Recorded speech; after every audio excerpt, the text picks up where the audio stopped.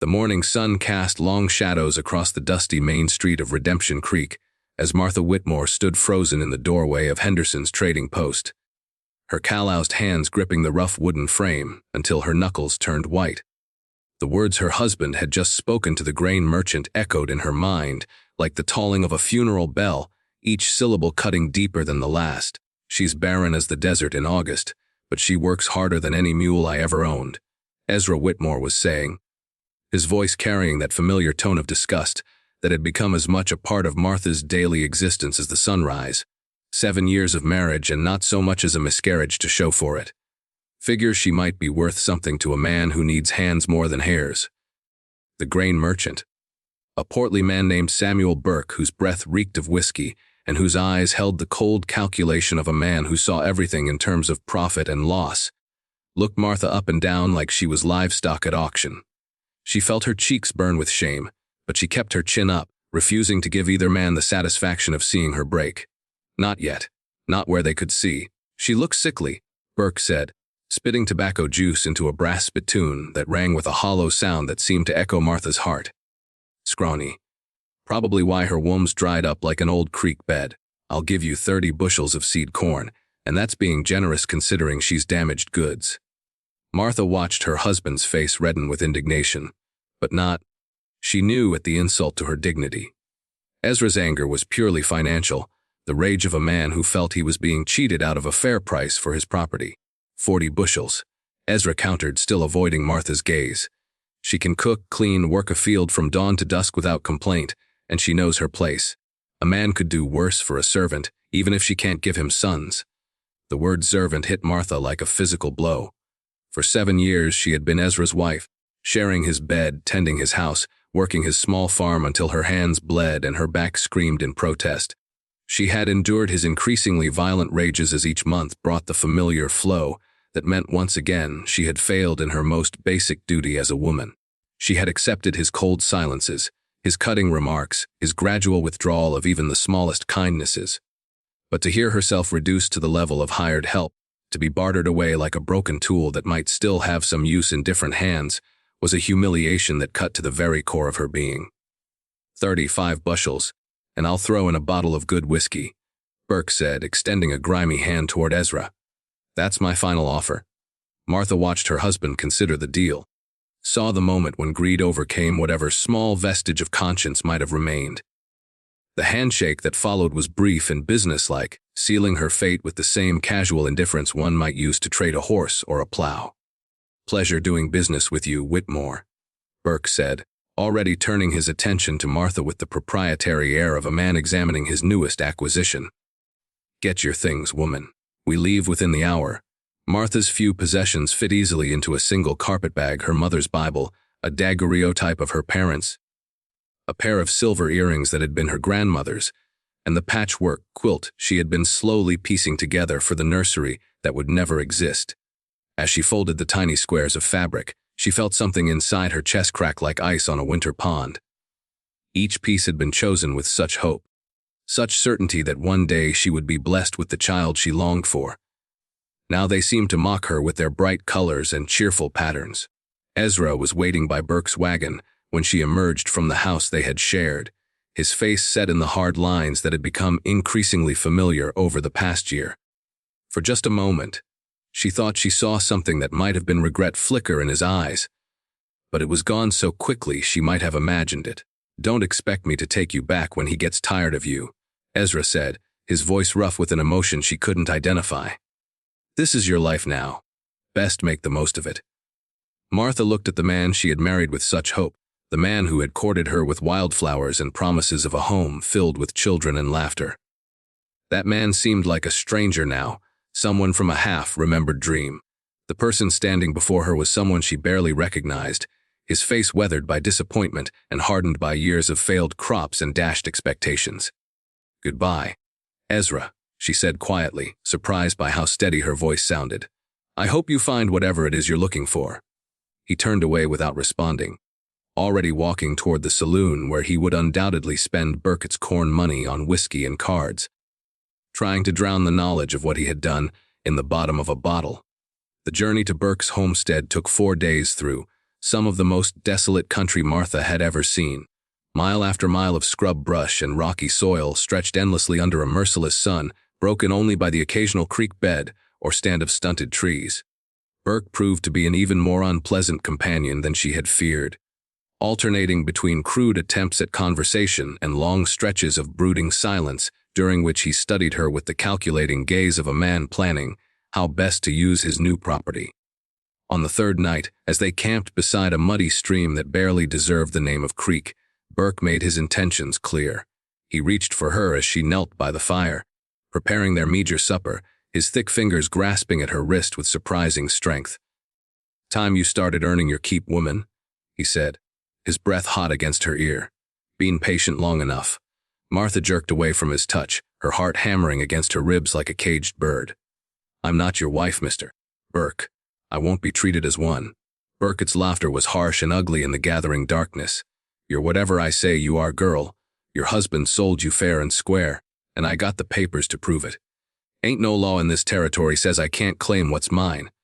The struggle that followed was brief but fierce. Burke was stronger, but Martha fought with the desperate fury of a woman who had already lost everything and refused to surrender the one thing that remained truly hers. She clawed at his face, drawing blood, and when he cursed and loosened his grip for just a moment, she grabbed a burning branch from the fire and thrust it at his eyes. Burke howled in pain and rage, stumbling backward and clutching his face. "You crazy bitch! I'll make you pay for that!" But before he could make good on his threat, the sound of approaching hoofbeats cut through the night air. 3 riders emerged from the darkness, their faces grim in the flickering firelight. Martha's heart sank as she realized they might have jumped from the frying pan into the fire. Outlaws were common in this lawless territory, and a woman alone was vulnerable prey. The leader of the group was a tall man with graying hair and eyes the color of storm clouds. He took in the scene with a quick glance, his gaze moving from Burke's bloodied face to Martha's torn dress and defensive posture. "Seems like we interrupted something," he said, his voice carrying a quiet authority that made Burke take an involuntary step backward. "Hope we're not intruding on anything too private." "This is none of your concern, stranger," Burke said, trying to summon some of his earlier bravado. "Just having a discussion with my property here." The word property seemed to hang in the air like smoke from the campfire. The tall stranger's eyes narrowed, and Martha saw something dangerous flicker in their depths. "Your property," he repeated, his voice deceptively calm. "Funny thing about property. Usually, it don't fight back quite so fierce." One of the other riders, a younger man with kind eyes and calloused hands, spoke up. "Found sign of Burke's stolen cattle about a mile north, boss. Looks like they're holed up in that box canyon we scouted yesterday." The revelation hit Burke like a physical blow. His face went pale in the firelight, and he began backing toward his horse with the awkward haste of a man suddenly realizing he was in serious trouble. "Now hold on," Burke stammered. "I don't know nothing about no stolen cattle. I'm just a grain merchant trying to make an honest living." The tall man smiled, but there was no warmth in it. "Funny thing about honest grain merchants, Mr. Burke. They don't usually rustle cattle on the side, and they definitely don't trade corn for human beings." Martha watched in amazement as the situation reversed itself completely. Burke, who had seemed so threatening just moments before, now appeared small and pathetic as he faced these 3 determined men. The tall stranger introduced himself as James McCready, owner of the Broken Star Ranch, and explained that he and his men had been tracking Burke for weeks after discovering evidence that he had been stealing cattle and altering brands. "What about the woman?" one of McCready's men asked. "She involved in this?" James looked at Martha with eyes that seemed to see straight through to her soul. "Mum, I get the feeling you didn't come to be traveling with Mr. Burke here by choice. Would I be right about that?" Martha found herself telling the whole shameful story, the words pouring out of her like water from a broken dam. She told them about Ezra's growing bitterness, about the monthly disappointments that had turned their marriage into a battlefield, about the humiliating transaction at Henderson's trading post. James listened without interruption, his face growing darker with each detail. When she finished, the silence stretched long and heavy. Finally, James spoke, his voice tight with barely controlled anger. "Mr. Burke, you're going to mount up and ride out of here right now. If I ever see you in this territory again, I'll kill you. And if I hear of you bothering women or stealing cattle anywhere else, I'll track you down and finish what we started here tonight." Burke needed no further encouragement. He threw his gear into his wagon with shaking hands and drove off into the darkness, leaving Martha alone with 3 strangers beside a dying campfire. "Mom," James said, his voice gentle now, "you got anywhere to go? Any family that might take you in?" Martha shook her head, suddenly aware of how completely alone she was in the world. "No family left, and I don't have money for a hotel or boarding house." James was quiet for a long moment, studying her face in the firelight. When he finally spoke, his words surprised her. "I could use help at the ranch. Lost my housekeeper last month when she got married and moved to Denver. It's honest work, and you'd have your own cabin. No strings attached, no expectations beyond what any hired hand would have." Martha stared at him, hardly daring to believe what she was hearing. "Why would you help me? You don't know anything about me except what I just told you." "Maybe that's exactly why," James replied. "Seems to me you've had enough people in your life treating you poorly. Time somebody treated you with the respect you deserve."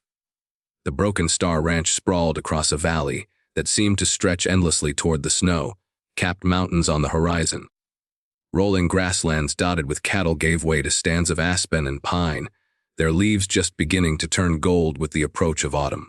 The ranch house itself was larger and more substantial than anything Martha had expected.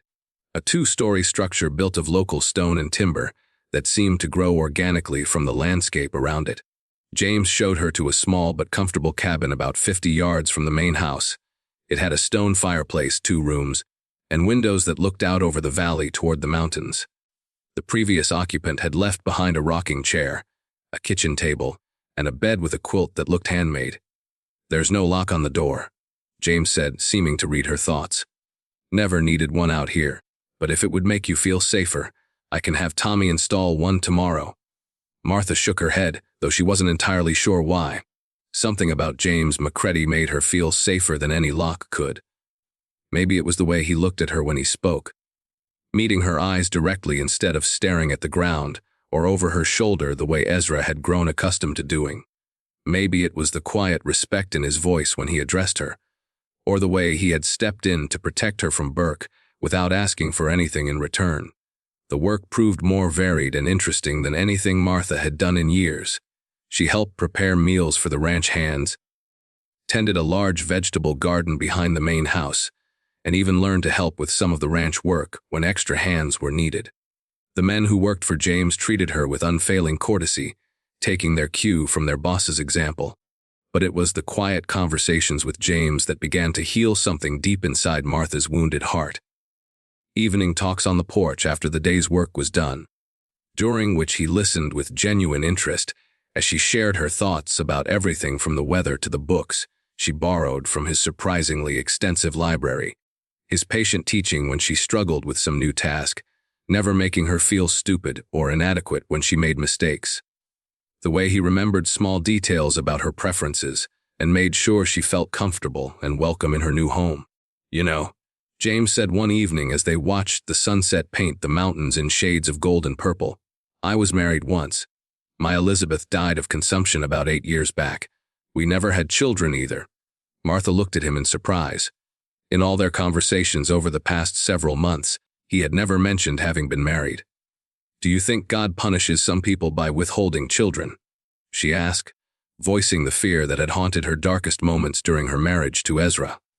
James was quiet for a long time before answering. "I think God's got bigger concerns than whether every couple produces offspring. Seems to me there are plenty of ways to leave your mark on this world that don't involve bringing new life into it." "Such as?" Martha prompted, genuinely curious about his perspective. "Such as taking care of the life that's already here. Such as showing kindness to folks who've forgotten what it feels like. Such as proving that not everyone in this world is out to hurt or use you." Something in his voice made Martha study his profile more carefully. There was a loneliness there that matched her own, a quiet ache that spoke of loss and disappointment. But there was also a strength and gentleness that she had come to depend on more than she cared to admit.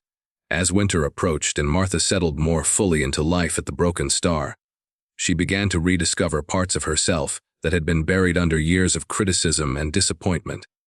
The quick wit that emerged when the younger ranch hands teased her good-naturedly about her cooking experiments. the genuine laughter that bubbled up when James told stories about his early days as a rancher, when he had known more about books than cattle and had made every mistake possible. The quiet satisfaction that came from watching the garden she had planted and tended produce vegetables that fed the entire ranch crew. She also began to understand that James McCready was unlike any man she had ever known.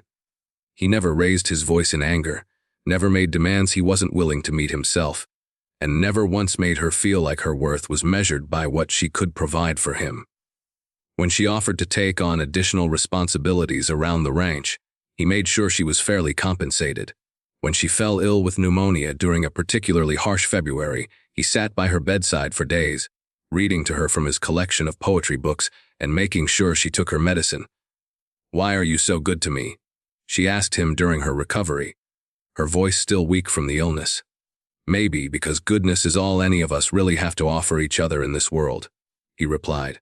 "And maybe because I recognize something in you that reminds me of myself after Elizabeth died." "What's that?" Martha asked, the look of someone who's been beaten down but refuses to stay down. The stubborn hope that maybe tomorrow will be better than today, even when today has been pretty terrible. It was spring when Martha realized she had fallen in love with James McCready, not the desperate, clinging love of a woman with nowhere else to go, but the deep, steady love of a woman who had found her equal. A man who valued her mind as much as her domestic skills, who encouraged her to express her opinions, even when they differed from his own, who made her feel like a partner rather than a possession. The realization both thrilled and terrified her. Love had brought her nothing but pain and humiliation with Ezra. It had made her vulnerable to his increasingly cruel treatment, and had left her powerless to protect herself when he decided she was no longer worth keeping. But this felt different.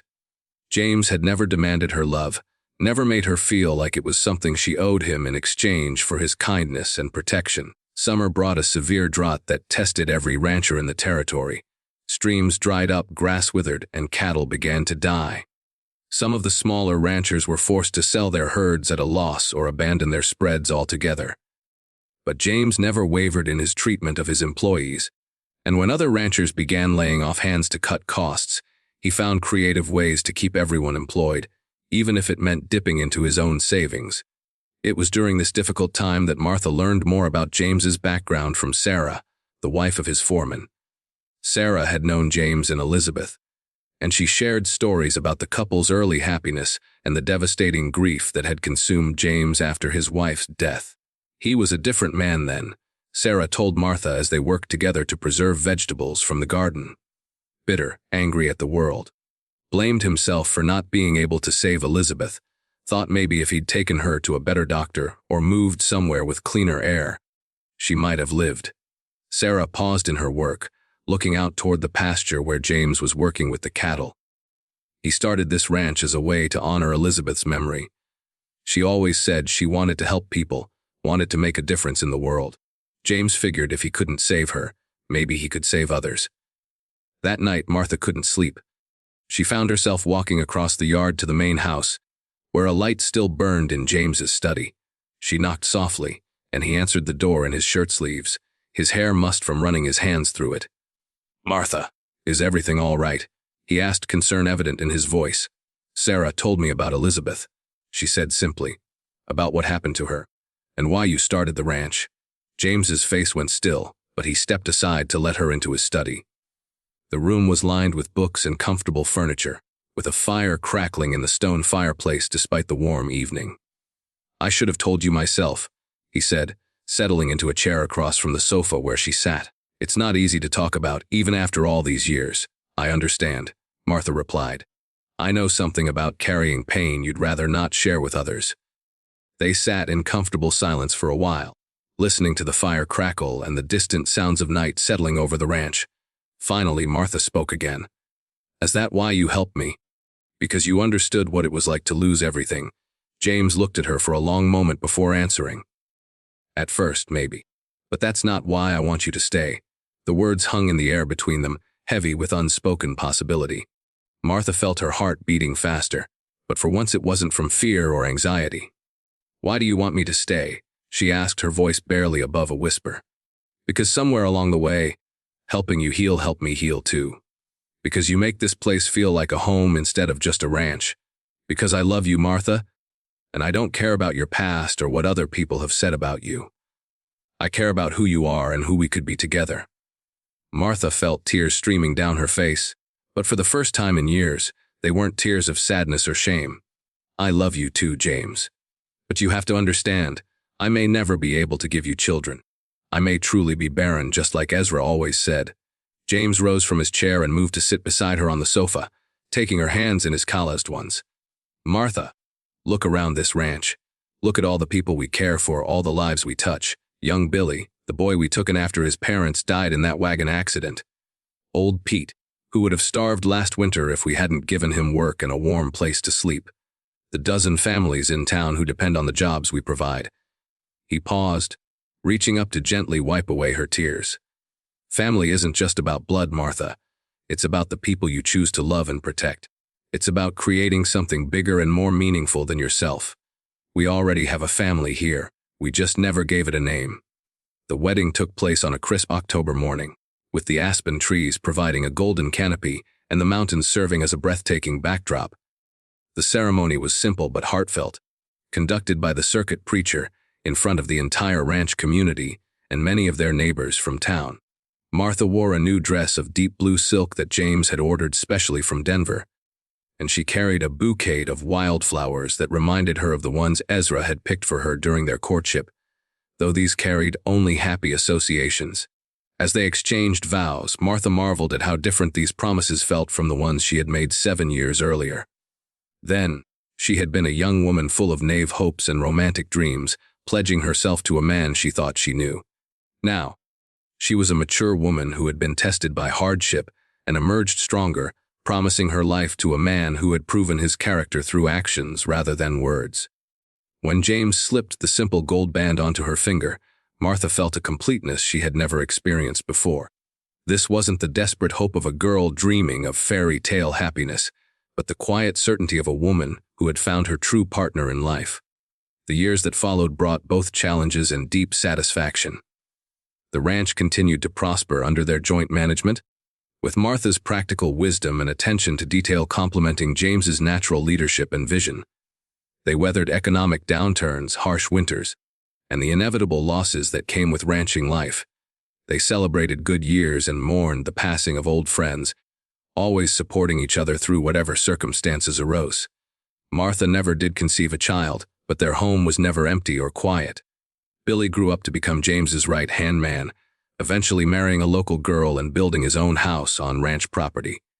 They took in other strays over the years, both human and animal, creating a haven for anyone who needed a second chance at life. The ranch became known throughout the territory as a place where honest work was rewarded and where people were judged by their character rather than their past mistakes. On quiet evenings, Martha and James would sit on their porch, watching the sunset paint the mountains and reflecting on the unexpected paths their lives had taken. Martha would sometimes think about the broken woman who had arrived at the ranch years earlier, convinced she was worthless because she couldn't bear children. That woman seemed like a stranger now, someone from a half-remembered nightmare. "Do you ever wonder what would have happened if Burke hadn't tried to steal your cattle?" Martha asked James one evening as they watched Billy teaching his young son to rope a fence post. "Can't say I do," James replied, his arm tightening around her shoulders. "Seems to me everything happened exactly the way it was supposed to. You needed someone to show you your own worth, and I needed someone to remind me that love doesn't have to end in loss." Martha leaned against her husband's solid warmth, watching their chosen family go about the evening routine of ranch life.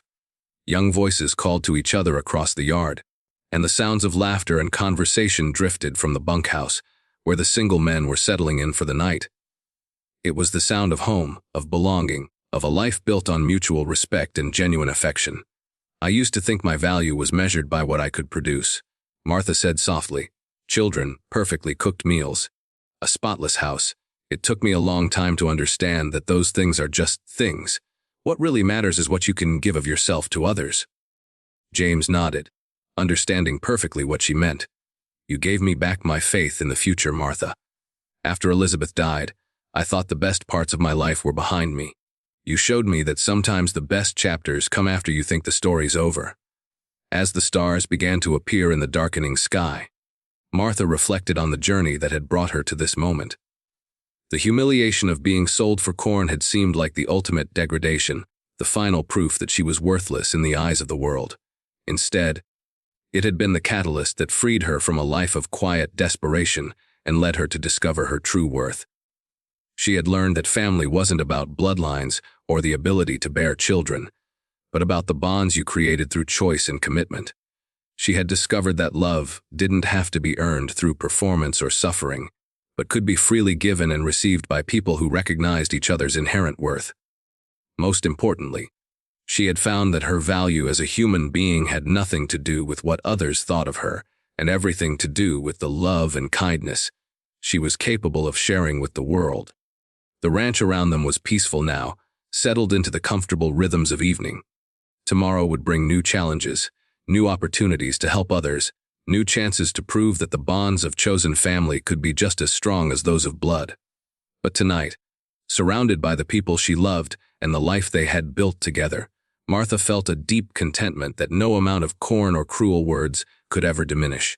She had been sold like livestock, called barren and worthless, treated as property to be discarded when she failed to fulfill her expected role. But she had survived it all, and in surviving, she had learned the most important lesson of her life, that her worth came from within, from her capacity to love and be loved, from her ability to create meaning and purpose in her own existence and in the lives of those around her. The lonely rancher who had given her a second chance had received one in return, and together they had built something beautiful and lasting from the ashes of their separate sorrows. It was a testament to the transformative power of kindness, the possibility of redemption, and the truth that sometimes the family you choose proves stronger and more enduring than any other bond on earth.